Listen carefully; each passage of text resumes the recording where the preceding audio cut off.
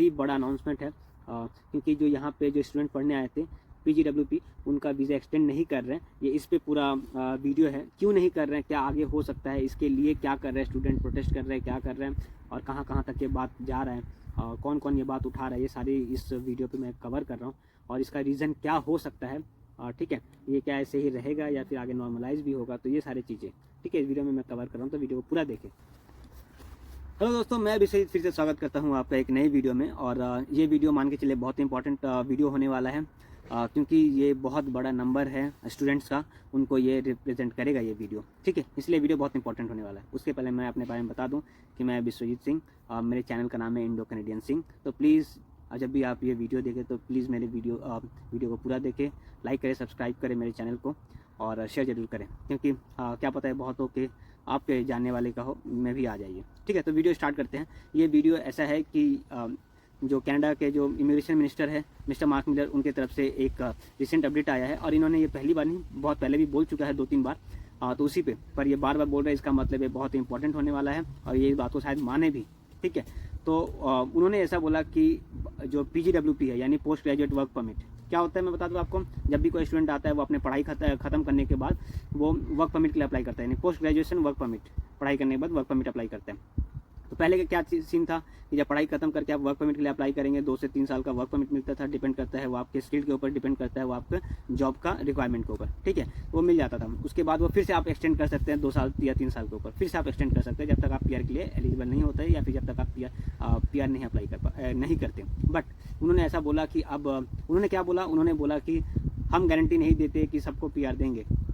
Student के लिए बोले कि वो सारे स्टूडेंट को बोले कि वो स्टूडेंट ये ना समझे कि जो यहाँ पढ़ाई की उसको गारंटी है कि वो PR मिलेगा। वैसे क्यों बोले, इसका बहुत सारा रीज़न है।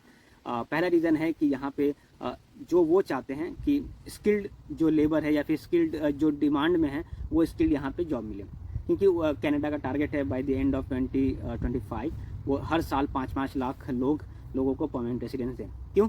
क्योंकि यहाँ पे जो ओल्ड एज पॉपुलेशन है वो बहुत ज़्यादा है। ठीक है, अगले 20 साल में आप समझ के रखिए या फिर दो डेकेड में ये बहुत ज़्यादा बढ़ के ज़्यादा हो जाएगा। तो इनको देखने के लिए कोई तो चाहिए, फिर ये देश को चलाना भी तो है, कोई तो काम करने वाला होना चाहिए ना। बिल्डिंगें तो बननी चाहिए, रास्ते बनने चाहिए, रास्ते रिपेयर होने चाहिए, उनको देखने वाला कोई तो चाहिए।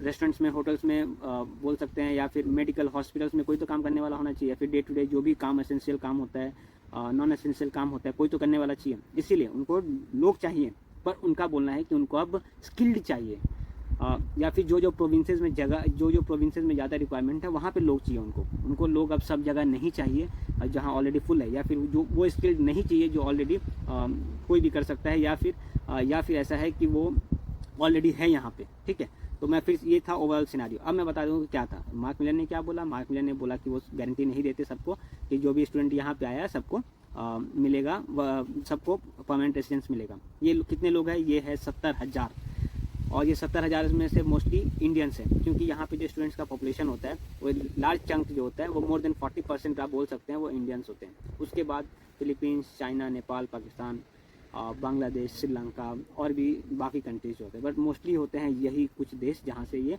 स्टूडेंट्स आते हैं। ठीक है, इसीलिए जगह जगह प्रोटेस्ट चल रहा है। ब्रैम्पटन में चल रहा है, प्रिंस रूपर्ट आइलैंड में प्रोटेस्ट चल रहा है और बहुत हेवीली चल रहा है।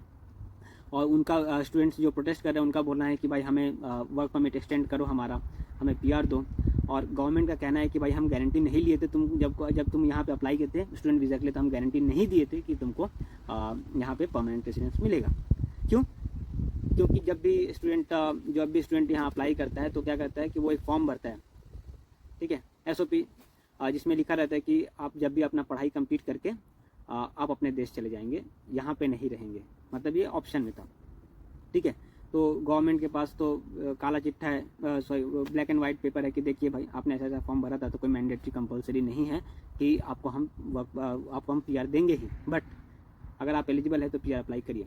स्टूडेंट का बोलना है कि भाई देखिए जब हम लोग आए थे तो पहले आराम से सबको दे देते थे, और पहले हमारे दोस्तों को मिला, पहले के लोगों को भी मिला, इसीलिए अब हमें भी दो।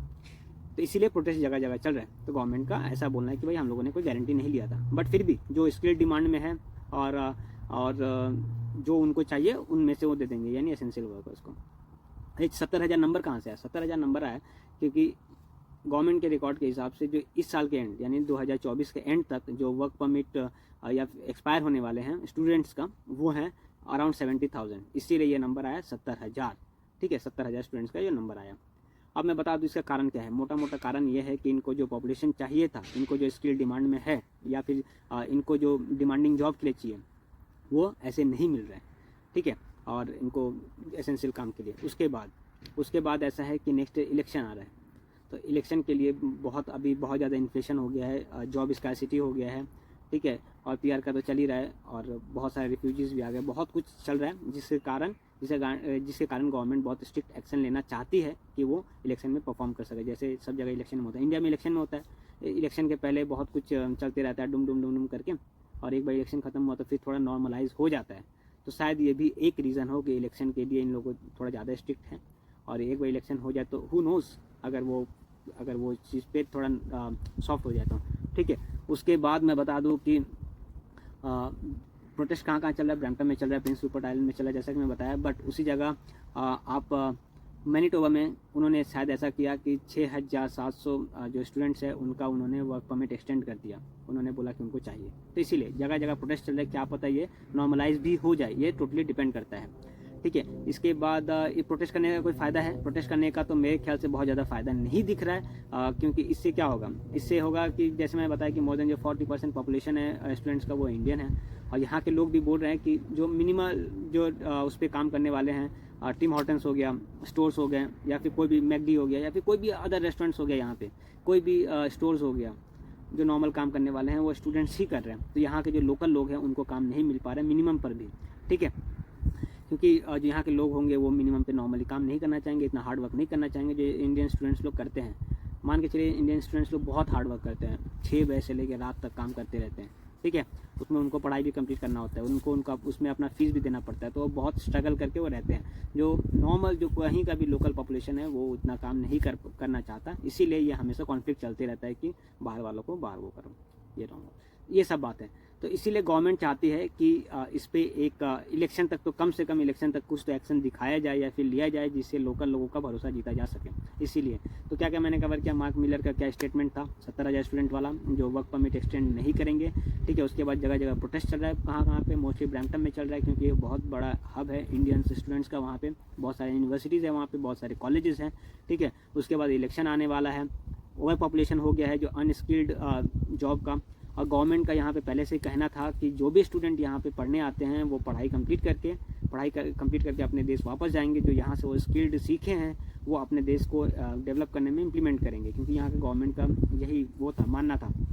ठीक है, उसके बाद ये किसको पीआर देंगे, ये उनको पीआर देंगे, और ये उनको ही मतलब इनका टारगेट है कि उनको पीआर दिया जाए जो यहाँ के स्किल्ड जो है वो उस पर डिमांड का जो है उसको पूरा कर सके। एसेंशियल वर्क है और जो इम्पोर्टेंट काम है, और उन प्रोविंस में दे जहाँ पे लोगों का पॉपुलेशन कम है।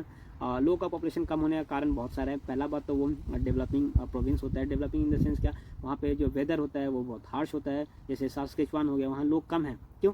क्योंकि वहाँ पे ज़्यादातर खेती होता है और बर्फ़ है।